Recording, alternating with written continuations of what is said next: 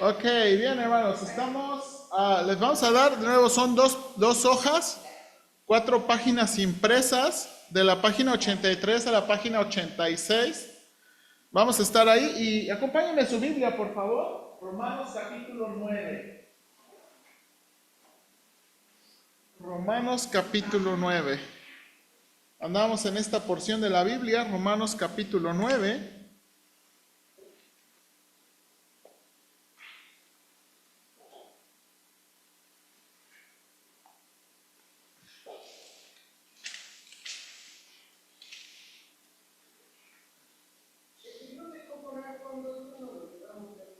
Los miércoles.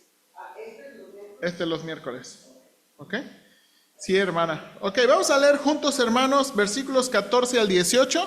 Son poquitos versículos, vamos a leerlos juntos. Versículos 14 al 18. Dice, ¿qué pues diremos? ¿Que hay injusticia en Dios? En ninguna manera. Pues a Moisés dice, tendré misericordia del que yo tenga misericordia, y me compadeceré del que yo me compadezca.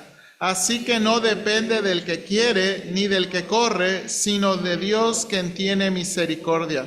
Porque la Escritura dice a Faraón, para esto mismo te he levantado, para mostrar en ti mi poder, y para que mi nombre sea anunciado por toda la tierra. De manera que de quien quiere tiene misericordia, y al que quiere endurecer, endurece. Bien, hermanos, y estamos en estos versículos que de nuevo son un poco difíciles, especialmente hablando del endurecimiento, ¿verdad? Entonces, mire aquí por favor en la hojita. Lo que vamos a hacer, hermano, es, ya hemos tenido 2 clases sobre esto. Ahora nada más quiero, ¿verdad? Ya escribí bien la clase, solamente quiero sus comentarios y sus aplicaciones, ¿verdad? También creo que tenemos pila suficiente, entonces déjame probar nada más. Ok, 2, 3, 2, 3. Abel, ¿me escuchas? ¿Me escuchas aquí con el inalámbrico? Hermano Juan, ¿me escucha usted? Sí, pastor. Ok, Sí, perfecto. por ti, claro. Ok, perfecto, bien. 1, 2, 3. Ok, parece que también escuchamos con este. Ok, entonces vamos a participar. Entonces, déjame leer la introducción y comenzar. Dice, la siguiente porción es una de las más complicadas porque es la respuesta de Pablo a las objeciones de los judíos al plan de Dios. Este pasaje ha dividido a los cristianos en cuanto a la manera de percibir si Dios ha escogido a algunos para salvación y otros para condenación. Sin embargo, el pasaje no está discutiendo o explicando la manera de actuar de Dios o las razones que explican cómo Dios actúa, sino simplemente lo que Dios hace y ya. Será importante analizar el contexto de las 2 citas del Antiguo Testamento para saber cómo Pablo está tratando de contestar esta objeción. ¿Cuál es la objeción? Dios es injusto. Eso es lo que llegaron a pensar los judíos. Dios es injusto. Ahora, aquí, esta es la primera objeción en esta porción. ¿Qué pues diremos? ¿Que hay injusticia en Dios? O dicho de otra manera, ¿Dios es injusto? Pablo contesta, en ninguna manera. Ahora, aquí, hay que entender bien, ¿a qué injusticia se está refiriendo Pablo? Muy probablemente, hermanos, se refiere al método de Dios para llevar a cabo su plan, el cual es declarado en el versículo 11. Mire cómo dice el versículo 11.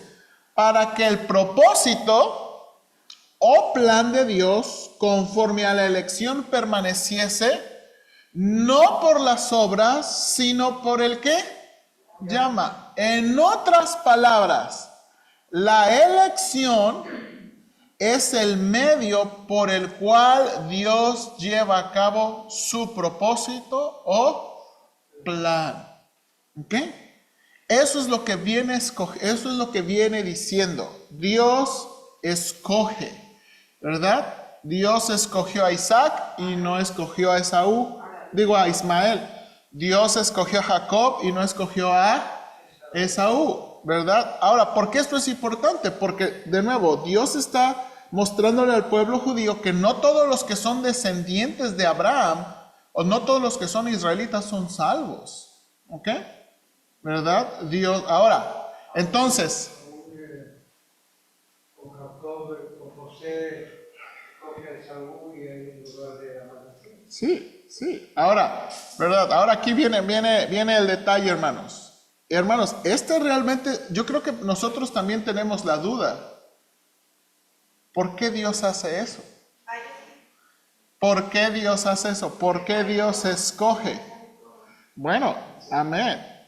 Ahora, hermanos, esta es una duda que siempre se tiene en la iglesia. Y de nuevo, que ha dividido a los cristianos en este asunto. Dios ha usado la elección para llevar a cabo sus planes. O sea, Dios ha escogido a ciertas personas, a ciertos individuos para llevar a cabo sus planes.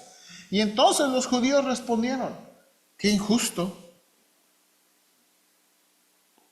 Sí, porque ellos creían que era por herencia. Y no es por herencia necesariamente. Sí, él dice, te heredo si tú tienes el cometido exacto. Porque, por ejemplo, a José le quieren de todos sus hermanos, a David le quieren de todos sus hermanos, a José le quieren de todos sus hermanos. O sea, finalmente se tienen elegidos, pero él que al final, o sea, a mí lo que me refiero es que dice, él conoció su corazón, amó a David porque conoció su corazón. Bueno, aquí, precaución. Dios conoce su corazón, pero eso no es determinante. Eso no es determinante, y eso es lo que va a poner aquí Pablo. Hermana Patti. Sí, porque yo, por ejemplo, llegué a preguntarle a Dios, a ver, ¿tú sabías quién iba a obedecer? ¿No?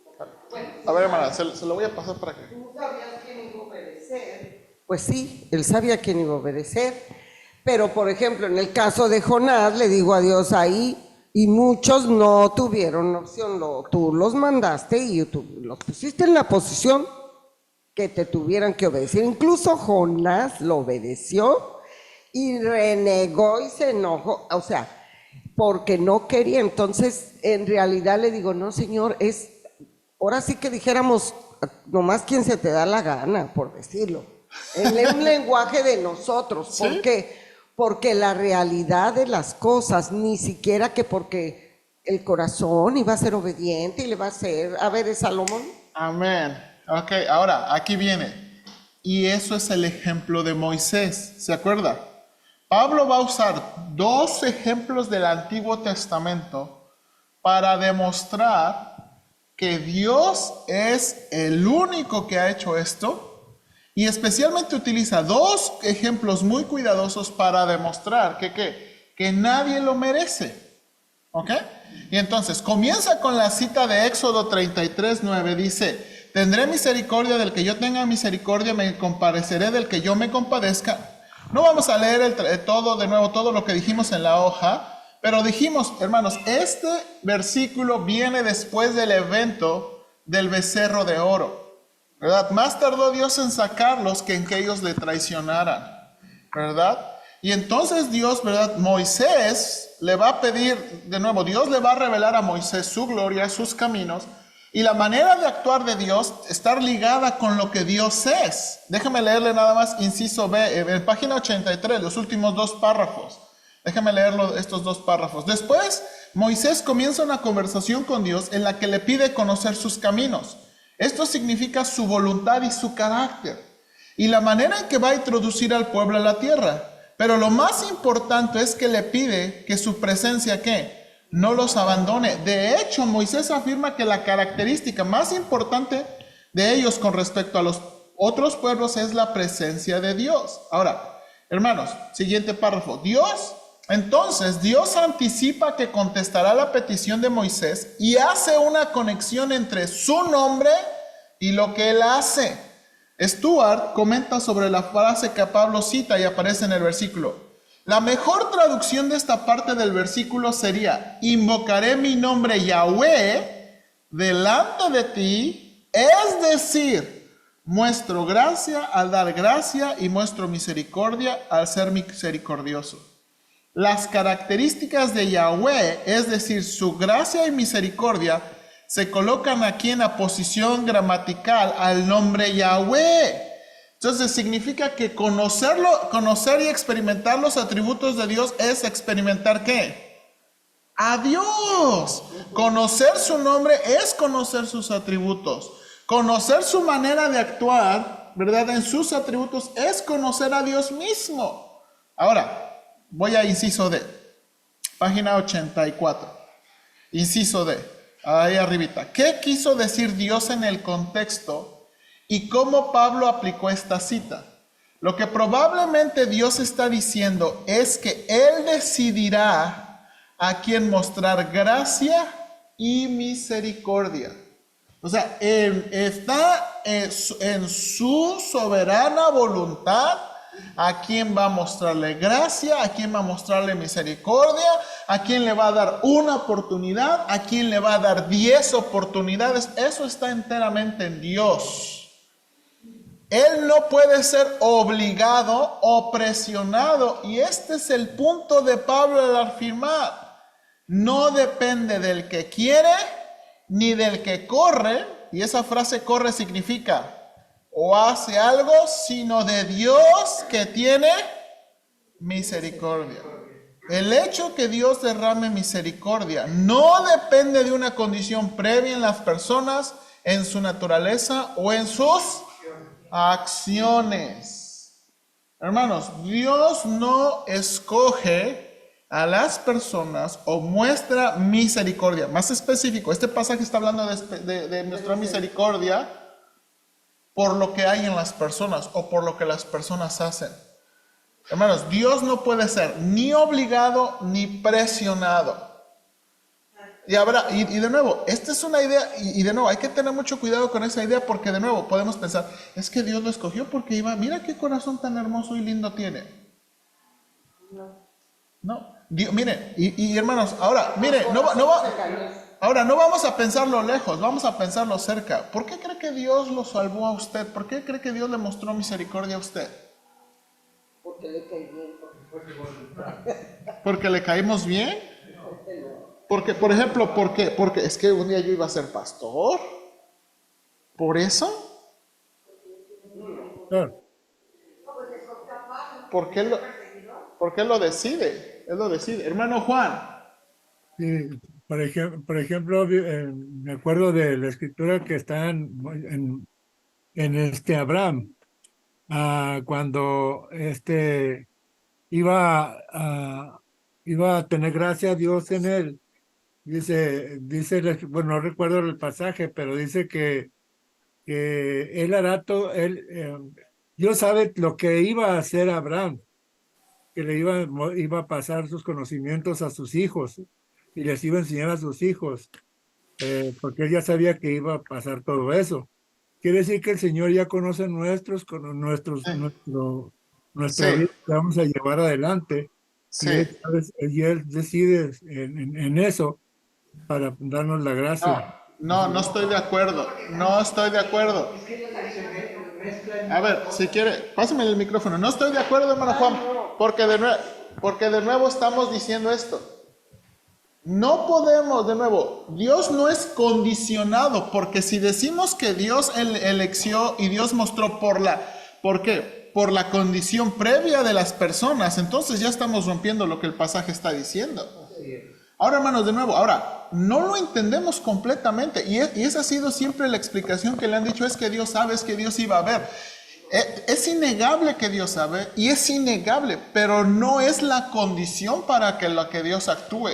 Y ese es el punto que Pablo les quiere enfatizar. O sea, no es el conocimiento ni de las personas, ni de las acciones, ni de lo bueno. Por ejemplo, a lo mejor uno pudiera decir, es que iba a ser más bien que mal. No es ninguna condición previa. Ahora, hermanos, muchos hermanos justifican eso. Es que Dios iba a saber. No. Ahora, no porque no quiera, hermano, no es el punto del pasaje. Pablo está diciendo, ¿verdad? Citando el Antiguo Testamento donde Dios dice, en mí está el tener misericordia de quien yo quiera. Y Pablo dice, no depende del que quiere o el que hace algo. O sea, no depende de una condición previa en las personas. Dios derrama misericordia como Él quiere. Ahora, hermanos, de nuevo, ahora, ¿entendemos todo eso? No lo entendemos, hermano. Pero de nuevo, yo no tengo que justificar a Dios por lo que hace. Y esa es la segunda objeción que vamos a leer ahorita. Hermanos, no tenemos que preocuparnos por defender a Dios. No tenemos que preocuparnos por defender a Dios. Es que la gente va a decir que Dios es injusto. Dios no es injusto. Es que va a decir que Dios es arbitrario. No es arbitrario. No es. Ahora, note aquí. Ahora, ese es el ejemplo de la misericordia. Pero ahora vamos a ver el otro ejemplo, que es el ejemplo de ¿qué? De Faraón. Ahora, la vez pasada vimos esta tablita. En esta tablita están todos los versículos que vimos en la diapositiva anterior, ¿se acuerda? Todas las veces que habla del endurecimiento de Faraón. Cuando estaba endurecido, cuando él se endureció y cuando Dios lo endureció, cuando Jehová lo endureció. ¿Ok? Ahora, nada más quiero mostrarle. Esto es algo que no mencionamos. Las palabras que se usan para el endurecimiento de Faraón son 3 palabras, ¿ok? La palabra Hazak, la palabra Kabed y la palabra Kasha. Ahora, hermanos, yo puse, no sé si nota aquí, un asterisco en la primera, un símbolo de más en la segunda y un símbolo de, ¿verdad?, de una flechita para arriba en la tercera. Esta tercera solamente se utiliza 2 veces. Esta se utiliza menos. Pero la que más se utiliza es ¿qué? Es esta. Si usted ve en la tablita, mira aquí los versículos. Hazak, Kasha, Hazak, Kabed. ¿Ok? Esto es para mostrar qué palabra está endureciendo. ¿Qué palabra está usando? ¿Ok? Ahora, ¿por qué esto es importante? Bueno, ¿se acuerda de lo que le dije? Mire la primera palabra, por favor. La primera palabra es la que más se usa, ¿verdad? El significado básico de Hazak es ser firme o fuerte, que aparece en estos versículos. Y el verbo también tiene el significado amplio de ser valiente. ¿Se acuerda lo que le decía? Ser valiente. Por tanto, el corazón o la mente firmes es aquel que es firme, inquebrantable en su propósito, inmutable y valiente. Esta palabra se utiliza de alguien valiente. Sin embargo, si el curso de acción que sigue una persona persiste y el corazón firme es uno que debe cambiarse, entonces la persistencia de la persona se ve desde una perspectiva negativa y puede llamarse terquedad. Por lo tanto, la descripción firme puede ser positiva o ¿qué? Dependiendo del punto de vista de la persona que utiliza la descripción. Y esta es la que más se utiliza para Faraón. Por eso le digo, Faraón, y vemos, hermanos, Faraón estaba endurecido. Ahora, no estaba endurecido como castigo de Dios, no estaba endurecido como la maldición de Dios, estaba endurecido por su propia naturaleza pecaminosa. Y la razón que no dejó ir a Israel, y me gusta de nuevo esta palabra, se envalentonó de, no, sí. Y esa es la idea de la palabra, que es la palabra que más se usa para el endurecimiento. Entonces, hermana Patti. Podríamos decir que Dios le dio la oportunidad a él. Ahora, se arrepentido okay, y hermana tener Patti. el misericordia de Faraón. Bien, hermana Patti. ¿Cómo sabemos eso? Pues porque fueron varias veces las que insistió Dios para darle oportunidad a Faraón. Cada señal, ahora recuerde, cada señal.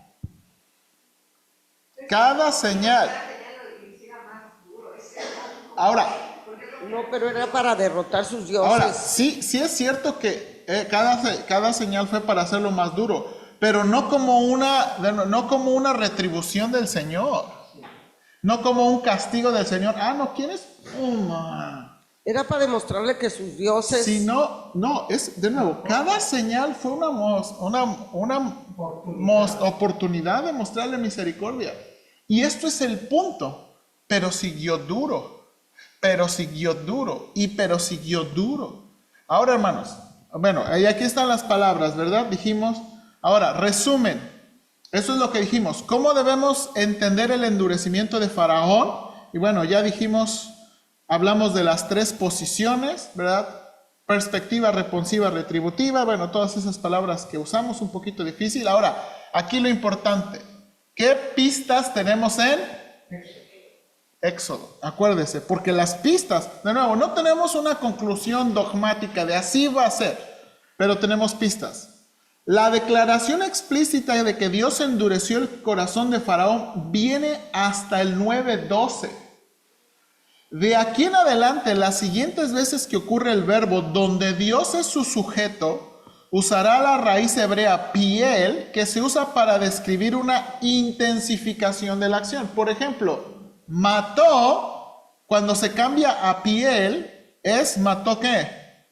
Brutalmente, o sea, intensifica. Entonces, de nuevo, los hermanos piensan que cuando en la Biblia aparece este verbo, que Dios endureció, no necesariamente significa que Dios hizo activamente algo, sino que simplemente que lo dejó seguir su propio camino y su propio deseo. ¿Ok? Ahora, en varias ocasiones antes del 9:12, se describe que el corazón de Faraón estaba endurecido y no se describe ninguna acción o influencia externa. En hebreo esto es descrito por la raíz en kal en lugar de piel.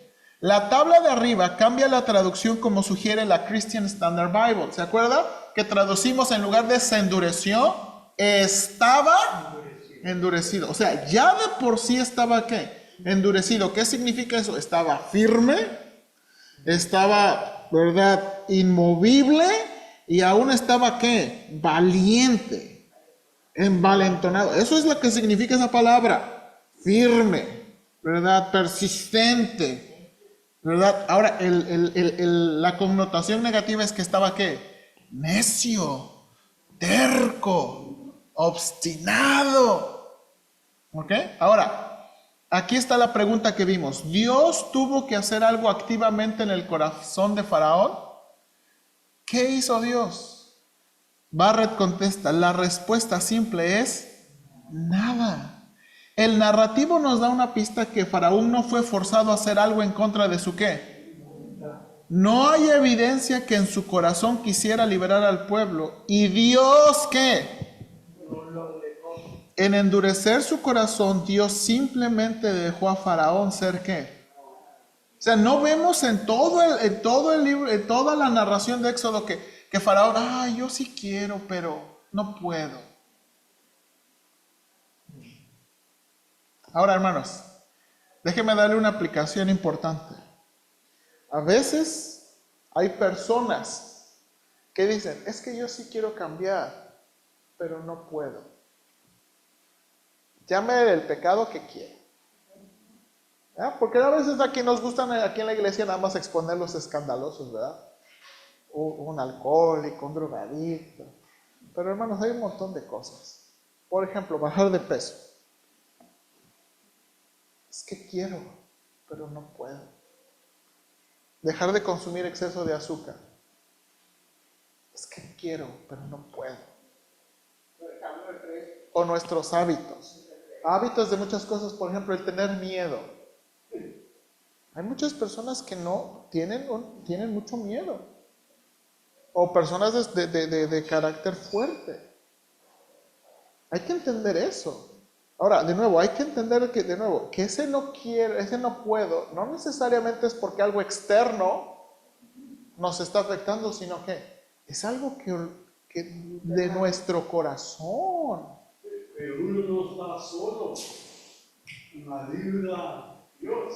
Ahí está el punto importante. No estamos solos y tenemos la ayuda de Dios. Entonces, este es el punto. No es que Faraón no quiso. Entonces, el hermano Talbert nos presenta las siguientes conclusiones. El endurecimiento de Dios es lo opuesto a la muestra de gracia por el cual Él retiene su misericordia o su intervención restringente.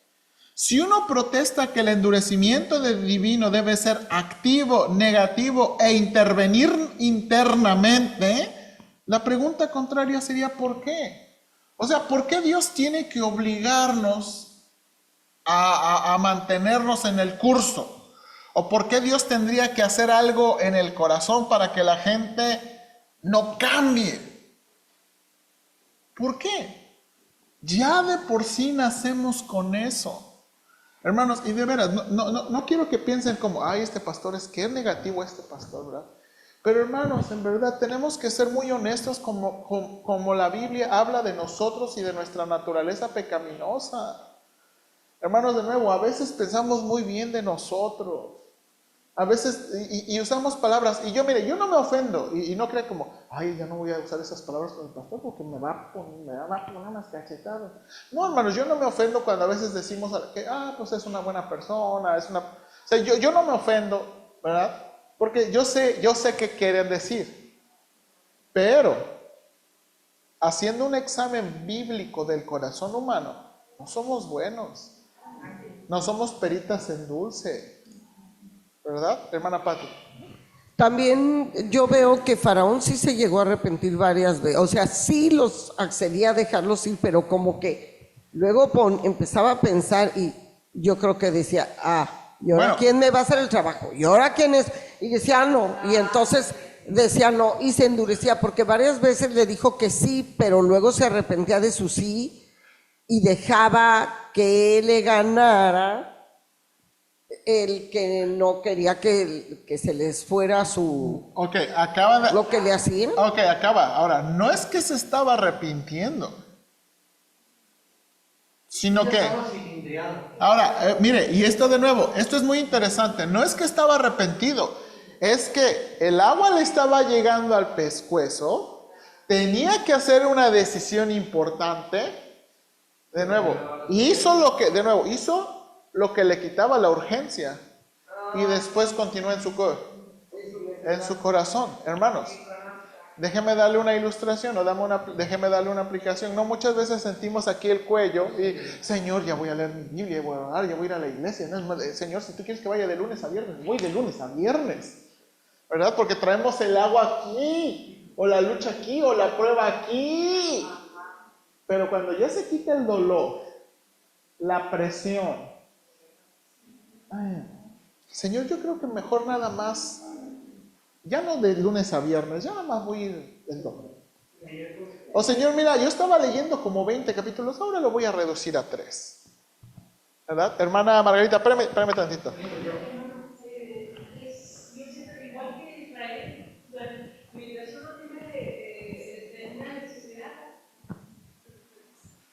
Mientras uno tiene la necesidad, busca a Dios, se arrepiente, trata de cambiar, ya nomás pasa el conflicto y uno vuelve igual que Israel. O sea, ejemplos yo creo que todo el mundo tenemos de acá ratito, en enfermedad, en todo. Ahora, ¿qué demuestra eso de nuestro corazón? Lo mismo que con Faraón. O sea, no es que estamos siendo transformados y cambiados y arrepentidos. Y hermanos, yo más adelantito quiero de todo corazón explicar o predicar qué es el arrepentimiento bíblico, porque creo que tenemos una mala idea del arrepentimiento bíblico, ¿ok? Porque muchas veces damos la idea de que el arrepentimiento bíblico es sentirnos mal, pero el arrepentimiento bíblico, hermanos, debe tener una demostración positiva. O sea, si no hay una demostración del cambio de rumbo, uno puede saber, no está arrepentido. Déjame usar una ilustración. Es un paréntesis de lo que estamos viendo. Por ejemplo, el pueblo de Israel le fue mandado que si cometían un pecado o algo, tenían que arrepentirse y ofrecer una ofrenda. Hermanos, eso era tedioso. O sea, imagínense arrepentirse y tener que agarrar un animal o comprar un animal y tener que llevarlo al tabernáculo y esperar todo ese asunto. Es como que, imagínense, voy a tener que ir, qué tal si hay cola, y luego qué tal si no está el sacerdote que me cae bien. Ahora, esa es la cosa. Esas ofrendas no fueron dadas, note, esas ofrendas no fueron, ¿para qué? Para provocar arrepentimiento.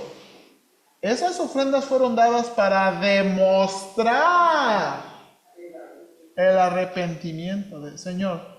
Si estoy arrepentido y voy a entregar esta ofrenda. Hermano Ortega. Yo creo que eran tan elaboradas, aún con el propósito de que realmente meditara uno, meditaran ellos qué es lo que estaban haciendo contra Dios, porque eso de que criara uno un borrego durante un año y llevarlo como ofrenda, teniendo que estar involucrado en el asunto. Entonces yo creo que Dios espera, aún de nosotros que estamos en la gracia, que tengamos la misma actitud, ¿no? O sea, y eso, hermano, y esto es genial, porque uno, de nuevo, ¿sabe por qué? Porque uno no está en su casa así. ¿De verdad se está arrepentido? Ay, ¿qué tal si no estoy arrepentido? ¿Usted cree que estoy arrepentido? ¿Verdad? Y preguntamos a gente, oye, ¿usted me ve así como arrepentido? No, se puede saber en la demostración. Hermano Cruz. Pienso yo que Dios sabe y Él tiene la potencia de hacer todo lo que Él quiere. Pues Faraón estaba siguiendo su Dios, el diablo, Él no le importaba qué hacía. Sí, ahora, y aquí viene. Quiero terminar con esto y las aplicaciones para de nuevo discutir. Note aquí, punto I2. La soberanía de Dios es mostrada en escoger no mostrar misericordia a Faraón y, en lugar, dejarle proseguir su propia rebelión natural y voluntaria y confirmarle en esa condición mientras él mostraba su gloria y poder sobre Faraón mismo y todos los falsos dioses de Egipto. Entonces, Dios no tuvo que hacerle algo a su corazón, ¿no? Simplemente, ¿qué? Lo dejó. Simplemente lo dejó. Ahora, de nuevo, esta porción nos debe hacer pensar que sin la obra de Dios y su misericordia, todos los hombres estamos perdidos. Es la misericordia de Dios por la que podemos ser salvos. Hermanos, es la puritita misericordia de Dios. Y eso no depende de nadie, no depende ni de nosotros y no depende de las personas. Es la puritita misericordia de Dios. Hermanos, la gente no nos necesita a nosotros, necesita al Señor. La Biblia no dice que el endurecimiento de Dios nos afecta para ir en un camino sin retorno, aun si quisiéramos. Si alguien pone de excusa que en su corazón está endurecido porque Dios así lo quiso, tiene un malentendimiento de su propia persona. Nuevamente, Dios no necesita hacer algo, simplemente dejarnos a los deseos de nuestro corazón. Ya es nuestro ¿qué? Hermanos.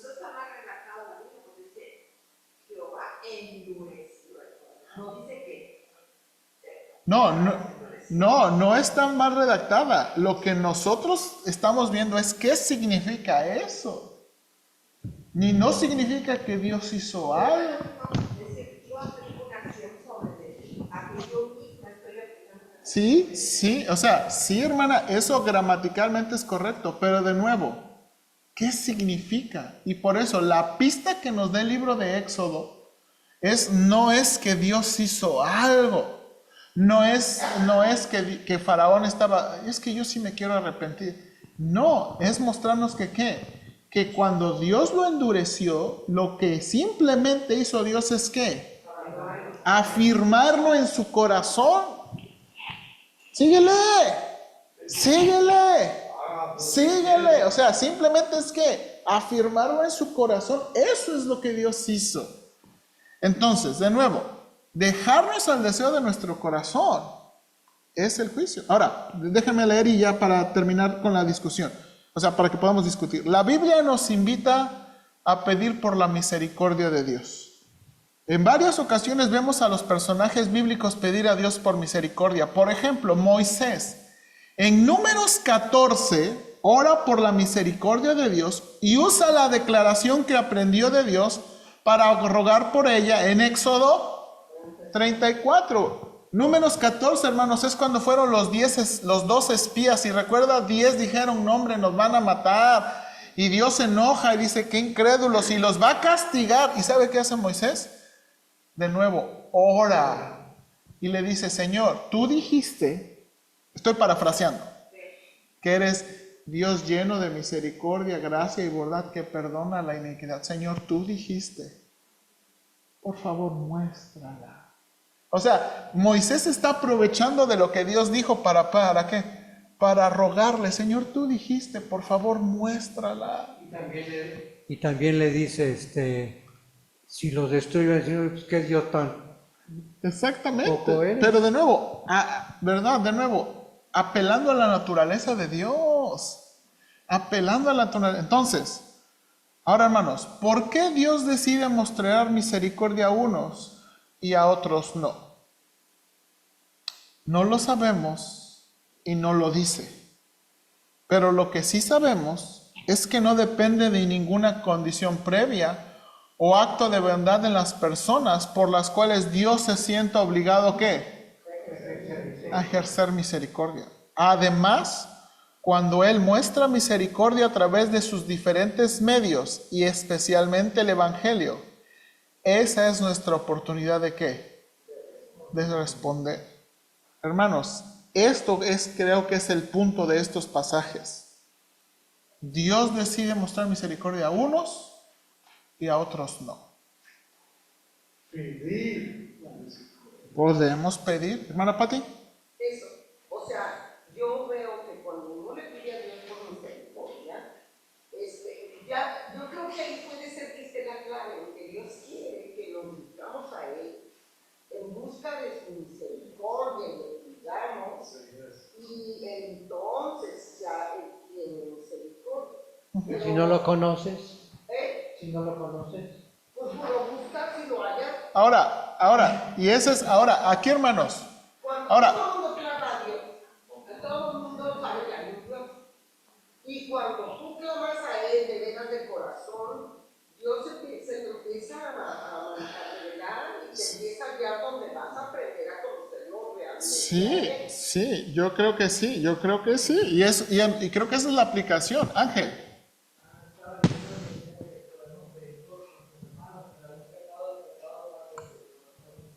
Ok, muy interesante. En primera de Juan dice que hay pecados de muerte que no se deben pedir. ¿Qué significa eso? Pues que cuando pecan contra el Espíritu Santo, ¿no? No, yo creo, vamos a ver eso en la clase de interpretación. Un día vamos a llegar a la... bueno, déjenme terminar. Lo que creo que ese pasaje está diciendo, está hablando de la disciplina de la iglesia. Creo que ese pasaje está diciendo de la disciplina de la iglesia que, hermanos, que no podemos pedir que Dios tenga misericordia a alguien que está obstinadamente en su pecado.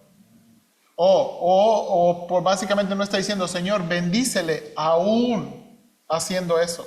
Tenemos el ejemplo de Pablo con de la iglesia que estaba metido con la mamá, con la esposa del papá. Sí, creo que eso es... Que Pablo dijo, déjalo. Creo que ese es el...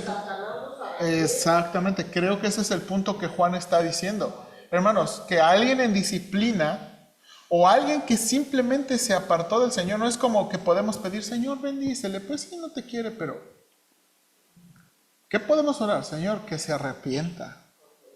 Señor, que se vuelva a ti. Eso sí podemos orar, pero no podemos orar, Señor, bendícele, porque Dios no le va a bendecir. Pero está teniendo dinero. ¿Y quién dice que es Dios? Pero se ve muy feliz. ¿Y quién dice que es Dios? Porque luego así nosotros pensamos, ¿no? Pues de seguro Dios le está bendiciendo. ¿Seguro? ¿Se acuerdan quién ofrece dinero y reinos? Satanás a Cristo. Entonces, hermanos, de nuevo, yo sé que es difícil, hermanos, porque para mí es difícil. Pero de nuevo aquí, tenemos que ser bíblicos en lo que Pablo está diciendo. ¿Es Dios injusto en hacer decisiones? ¿Es Dios injusto en mostrar misericordia a unos y a otros no?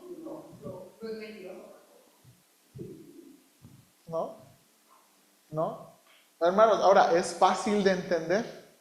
No. Es fácil de entender. Hermanos, no es fácil de entender. Y no creo que Dios nos pida entenderlo. Esa es la otra cosa. Y tampoco creo que Dios nos pida ¿qué? Defenderlo. ¿Me explico? O sea, no necesitamos defenderlo. No necesitamos defenderlo. Hermano Ortega. Pastor, no podemos relacionar la misericordia con el mismo acto de salvación. Podríamos decir que no es que tenga misericordia por unos y otros misericordia por otros. No podemos decir que tiene misericordia y punto. No, porque este no es el punto del pasaje. Bueno, ok. El punto del pasaje, o sea, lo que Pablo quiere decirles es, ahora, el no tener misericordia no significa que los condena. Simplemente que los deja. ¿Sí o no? Ahora, ¿eso significa que nunca les da una oportunidad? No creo. Ahora, no creo. No creo. ¿Por qué? Porque el siguiente capítulo, el capítulo 10, hermanos, es el capítulo donde va a enfatizar que muchas veces Dios les da oportunidad por el Evangelio. Muchas veces Dios les da oportunidad a la gente por el Evangelio. Hermanos, cada que alguien predique el Evangelio, lee un folleto, cada que un cristiano les habla bien de Cristo, no les vende algo, sino les habla honestamente de Cristo, es una oportunidad. O sea, ha tenido información que ahora sí de varias, o sea, para poder decir que no se puede dar. Sí, sí. Hermana Margarita. ¿Cómo relacionamos, por ejemplo, cuando dice que la naturaleza misma habla de que existe Dios? De nuevo, yo creo que eso es un testimonio. Yo creo, por ejemplo, Romanos 1 dice que verdad que las cosas invisibles de Él, su eterno poder y deidad se hacen claramente visibles. De nuevo, creo que la creación tiene un efecto de mostrarnos a Dios, pero no es suficiente. Ahora, no sabemos, esta es la cosa, hermanos, que no sabemos. No sabemos, a veces damos por hecho, hermanos, damos por hecho que Dios no ha mandado misioneros o su palabra a gente. La verdad es que no sabemos. O sea, hermanos, son esas cosas difíciles de que no... Hermano, ¿y qué pasa de la gente que está...? No sabemos. Hermanos, por ejemplo, yo leyendo sobre libros de historia de la iglesia, a veces, hermanos, los misioneros dan la idea como que ellos llegaron y que son los primeros en llegar, pero cuando más se dan cuenta, a veces el evangelio tiene mucho más años que ellos. Solamente que no han investigado bien. De hecho, los mormones dicen que Cristo vino a las Américas y dejó otro testamento, o sea. Sí, ahora, no creo que eso pasó. Ahora, lo que sí... No, yo tampoco, pero a lo que me refiero es que no es que los haya dejado abandonados a la América. Sí, ahora, hermanos, y creo que son preguntas honestas. Creo que lo que ustedes están preguntando, hermana Margarita está preguntando es honesto. Pero de nuevo, hermanos, no podemos contestarlo. Ahora, quiero que vea, porque quiero que vea que es la siguiente objeción. Mire, Pablo. O sea, pensando en esta, inmediatamente Pablo va a contestar la otra. ¿Cuál es la otra? Mire, versículo 19. Pero me dirás, ¿por qué pues inculpa? Porque ¿quién ha resistido a su voluntad?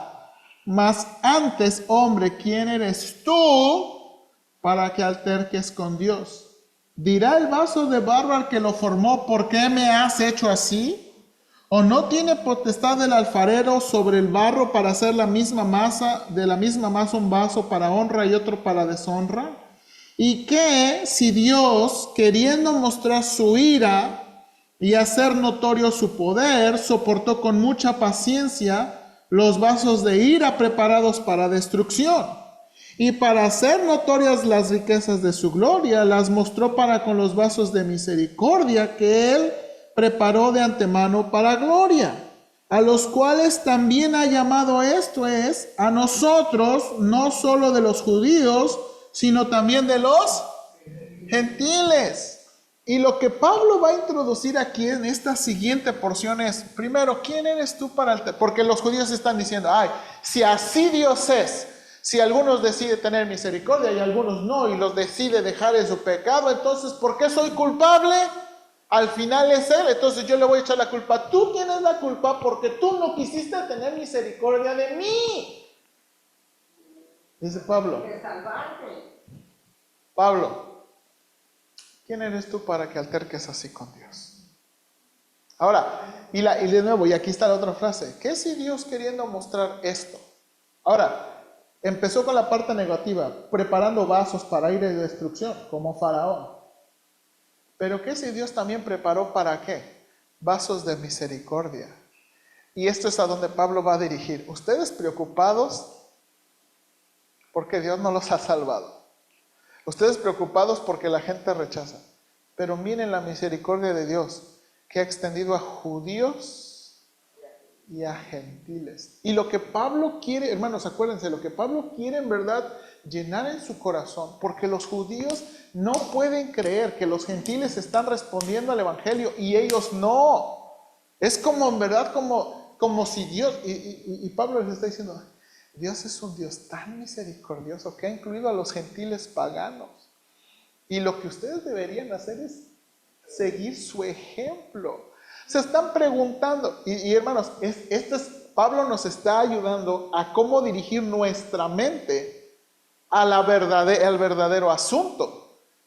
Porque de nuevo, uno puede dirigir su mente de, pues sí, cierto, Señor, si tú no tienes misericordia, al final tú eres culpable. Si tú nos abandonas a los deseos de nuestro corazón, tú eres culpable.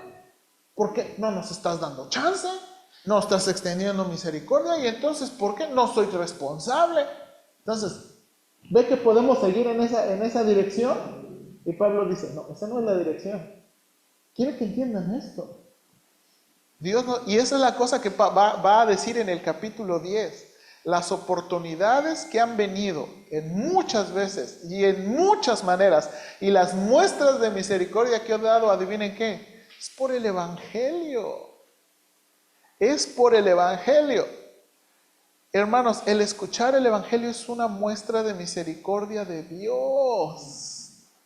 Es una muestra de misericordia de Dios. Y es lo que va a dirigir Pablo ese capítulo.